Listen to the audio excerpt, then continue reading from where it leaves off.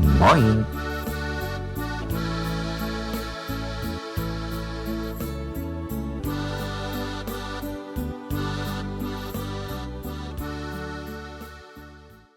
Hi, welcome to Moin, the channel that mostly deals with Low Saxon, also known as Low German, a regional language of northern Germany and the northwestern Netherlands, and a language that shares with English an ancestor, Old Saxon. This time we're talking about measure words. Measure words? Like pounds, miles, and minutes? That might not sound all that exciting at first, but stick around. Low Saxon has measure words with surprisingly interesting stories that might make you rethink how your language measures the world. Of course, Low Saxon also uses the standard, more or less universal set of measure words. Let's briefly get some of them out of the way.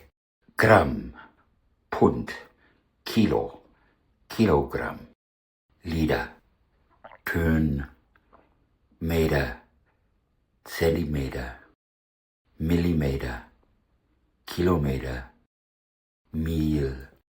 Interestingly, only two of these actually take a plural form after numbers. For example, 7 Tonnen, 7 tons, 3 Meilen, 3 miles.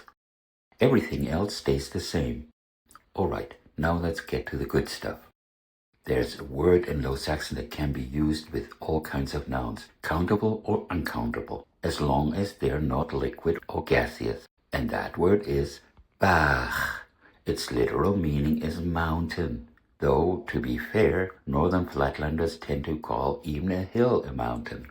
As a measure word, Barg means a lot of, much like English a heap of or a bunch of, or Spanish un montón de.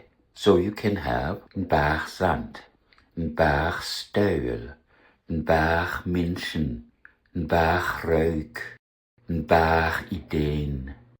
It simply denotes a large amount or number.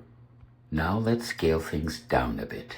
Bult originally describes a small bump or hump in the landscape. Yes, even a speed bump could be a bult, so you might have een bult Kartoffeln on your kitchen counter, a heap of potatoes ready to be made into Kartoffelpannkaken, potato pancakes, aka latkes, or een bult appels, destined to become appelbrie, applesauce. The plural of bult is bult, as in twee bult plum, 2 piles of plums. Closely related is Dutt, plural Dutt or Dutten. It also means a pile or heap, as in Dutt himpamp, a pile of useless stuff. Dutt also leads us straight into the next category. Many Low Saxon measure words for groups seem to have started out with measures for animals, especially domestic ones. With Dutt, you can also say Dutt kinna, a bunch of kids. This word has ancient roots. It's related to English dot. In Old English, a dot was the head of a pimple, a little bump. The word later re-entered the language via Dutch dot, meaning a point or lump. Like Dutch dot, Low Saxon Dutt can also refer to a hair bun, and German later borrowed Dutt in that sense. And incidentally, in Dutt means in a shambles or broken, where German would say kaputt. Er Kühlschrank is in Dutt, her fridge is broken. Another head word is Hümpel, clearly related to English hump, with a diminutive L, a small hump, a small heap.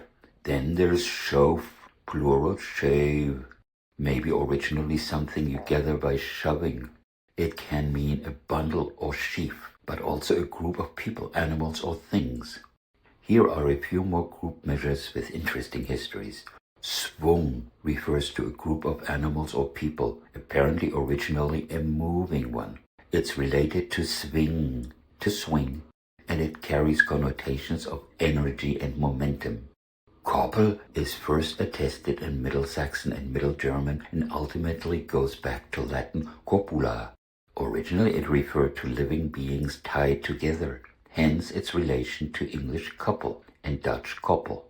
In both Low Saxon and German, it can also mean an animal enclosure, like a paddock.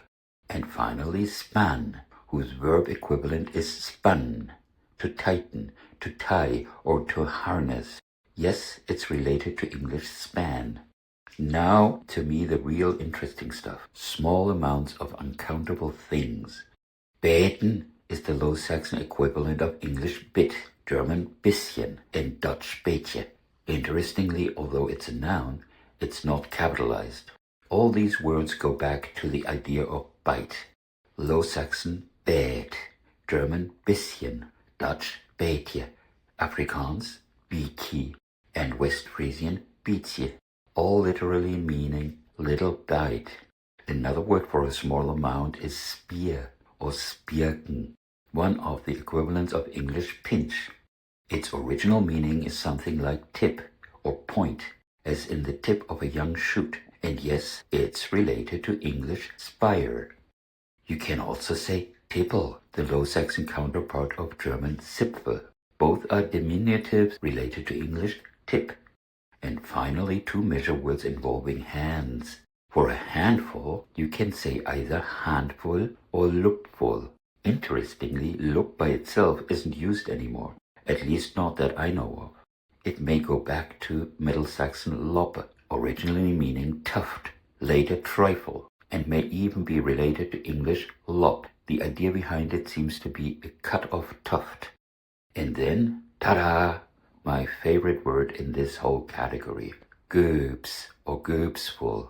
A Gööps is two palms held next to each other to receive liquid or another uncountable substance. You could say double handful, or in German double Handvull, but that feels rather synthetic compared to the elegant simplicity of Gööps. So where does it come from? Middle Saxon had the word Gäbse, the result of consonant metathesis from an earlier Gespe. Both forms existed during the time of the medieval Hanseatic League. The original meaning was clasp or buckle, two parts held together. Neat, huh? Of course, this is only a small selection of Low Saxon measure words. Can you think of other interesting ones in Low Saxon or another language? Let me know in the comments. And if you enjoyed this, give it a thumbs up and consider subscribing. Until next time, hold die fuchtig. Tschüss.